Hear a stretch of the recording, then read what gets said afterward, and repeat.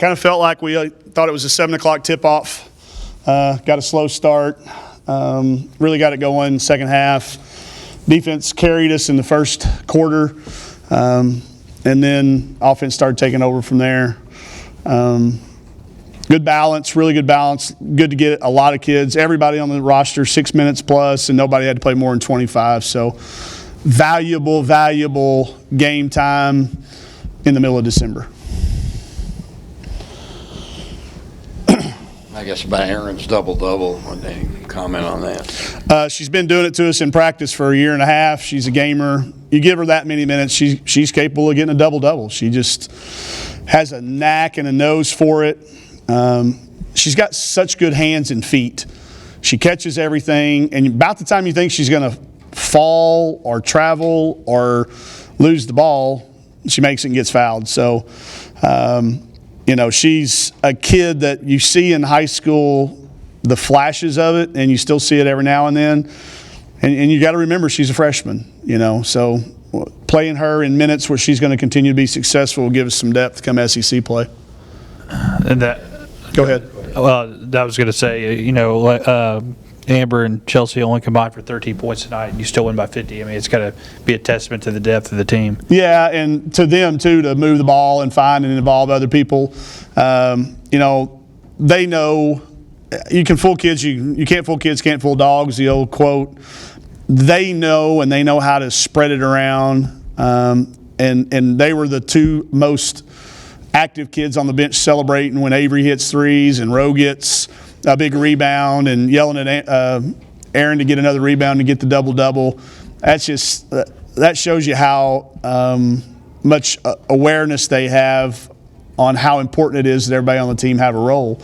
If you'd have told me they were going to combine for 13 and we'd have won with that score, I probably wouldn't have believed you.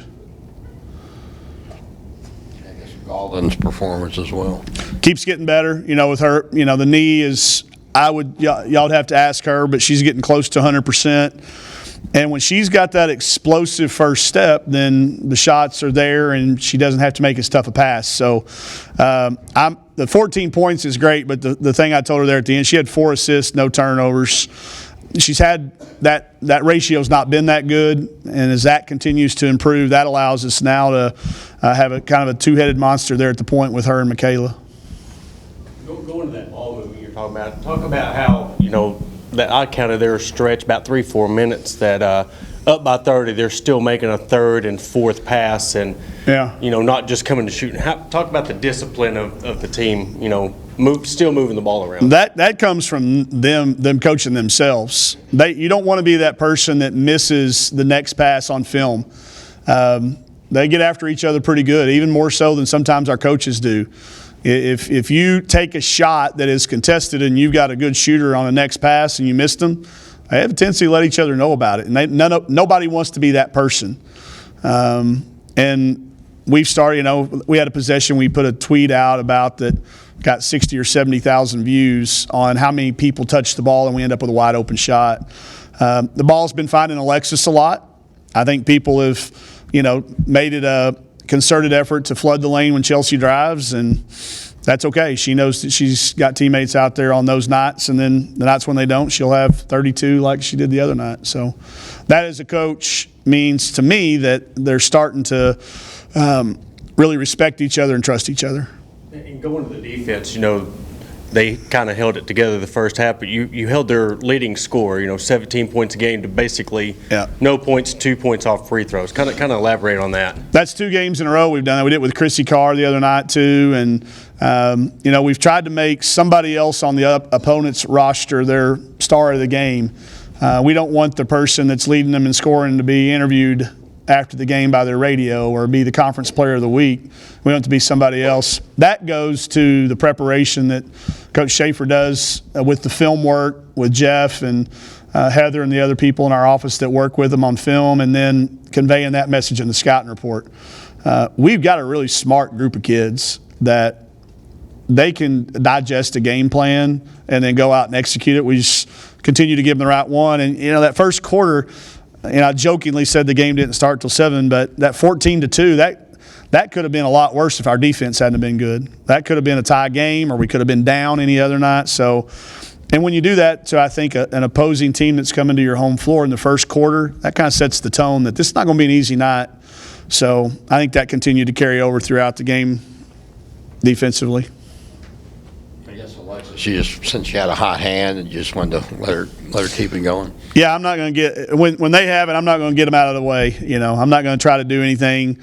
That's a kid who's earned it, and the ball did keep finding her a little bit. I didn't necessarily leave her in to get to a certain number of points. Tried to get them all around. Tried to get all the starters around 20 minutes.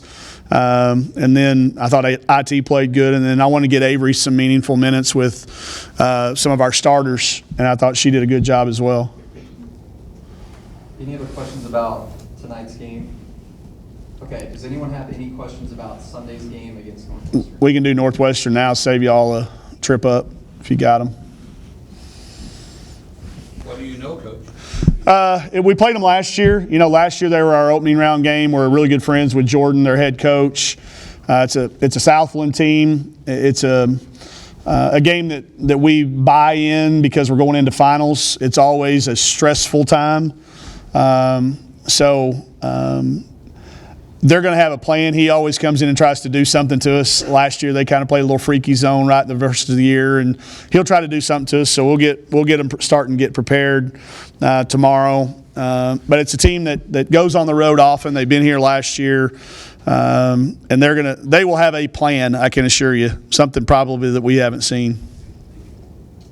Any other questions for Coach? Okay. Thank you all for coming. Thank you, Coach. Yep.